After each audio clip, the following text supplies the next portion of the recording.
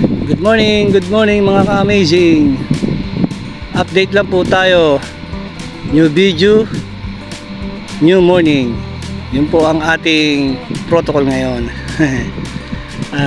Mga ka-amazing, dumating na po ang MV Virgen de Peña Francia 3. Ito ay galing dry dock, Navotas Shipyard.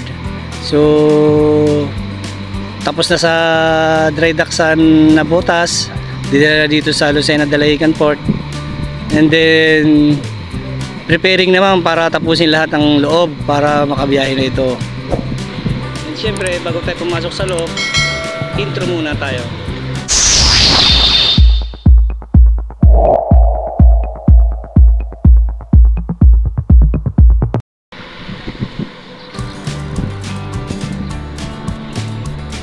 Solo tayo mga ka-amazing. Wala pa dumadating na ibang barko. So mga naglalayag pa sila. Pasukin natin ito mga ka-amazing, itong Peña Francia 3 para makita natin ang kagandahan ng loob. Yung iba ay ginagawa pa, naglalagay pa sila ng pinipinturahan pa loob. So yung iba naman tapos na, kaya pwede natin ito silipin. Halika na mga ka-amazing, silipin na natin ito.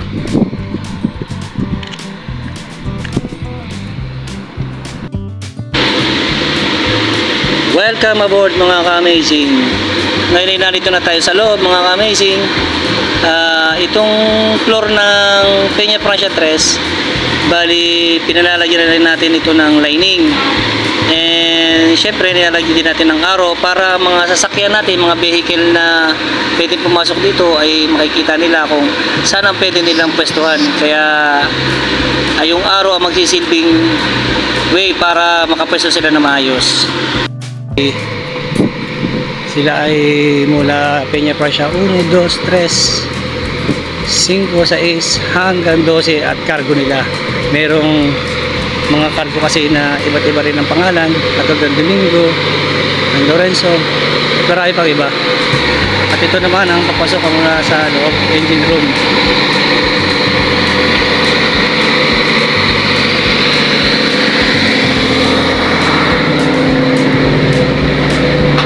Sa car deck. Ito, nalagyan na nila ng halos patapos na rin. So wala pa sila mga reclining seater para makapamayin ulit ang pasero kung pabiyahe na. So mga ilang weeks pwede na itong bumiyahe, tapos na ito. Kaya pinakikita ko sa inyo ang natapos na ng ating mga kasamahan. Ito may mga iba't ibang disenyo. Marami tayong nilagay na design dito para maging komportable rin ng mga pasahero. May nakikita sila iba't ibang design ng barko.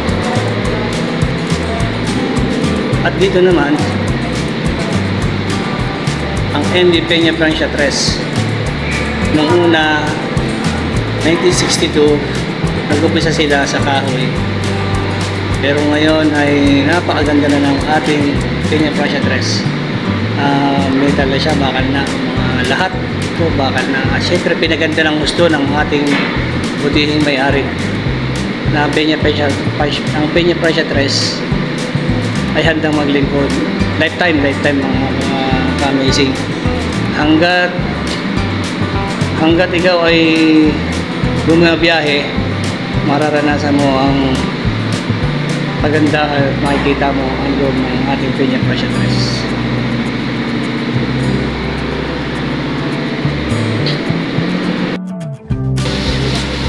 Dito naman mga ka-amazing ang ating pupunta, ang VIP room. Ito halos matapos na rin. Ito may mga kanya-kanyang disenyo. So may mga life jacket na rin sila for secure sa ating in case of emergency para sa mga pasahero. May mga design ng ating mga ceiling. Pinaganda ito para sa inyo mga ka-amazing. Sa ating mga mananakay, shoutout sa inyo. Mapa, Marinduque, Romblon, Burias, Masbate, and syempre of course sa mga Lusinahin. Shoutout sa mga bumabiyahe.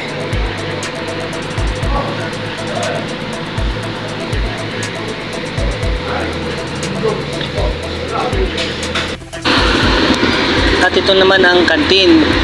Ito ang bilihan ng ating mga mahal na pasahero. So nilagyan din natin ang design ng kisame nito. Pinaganda natin ang husto para sa ating mga kumakain sa loob ng kantin ay presko panonood nila habang kumakain. And then dito naman po tayo sa male CR. Pinaganda rin po natin ito ang CR na ito. With aircon ito, itong CR ng ating Star Road Shipping Lines. Napakaganda po sa loob, napakalamig, napakabango. Yan ho ang pinagmamalaki natin sa ating mananakay, lalo-lalo na ang ating boss, nagmamayari ng barko. Hindi siya pumapayag na hindi maganda, hindi maliwalas ang sasakyan ng ating mga mananakay. Kaya wala silang masabi para kutsain ang ating sinasakyan barko, kundi ang kutsa lang nila ay napakalinis at napakabango ng ating sinasakyan barkong tres. Ito isa lang sa pinakamaliit na barko ng ating mga barko ng ating pinaglilingkuran. So ito kita nyo naman na napakaganda. Ito naman ang female ng Peña Francia 3 with aircon din po siya. Napakaganda po ng ating sinasakyan barkong 3. Ito ay pinagaganda natin sa kabilang ng pintura. Ito naman ang third deck. Nilagyan din natin ito ng design. Nilagyan natin para mga mananakay pwede mag-selfie, magpa-picture dito. 3D po nilagay natin design dito sa wall ng third deck. Magkabila po siya na nilagyan natin ng design. So makikita nyo naman na kahit po kayo ay medyo malayo ang biyahe, halimbawa isang Marinduque, pwede ho kayong mag-selfie dito. Then meron pa rin ho tayo dito sa may TV. Hindi ho kayo mainit, may panunurin kayong TV, titingin kayo sa kisame, marirelax kayo, marireflex po ang isipin nyo. And then yung katabi ho ng TV, may background po yan. Nilagyan din ho natin ng 3D with pink design para naman ho magiliw ho ang ating mga pasahero dito habang nanonood sila. Makikita nyo yung makikita nyo sa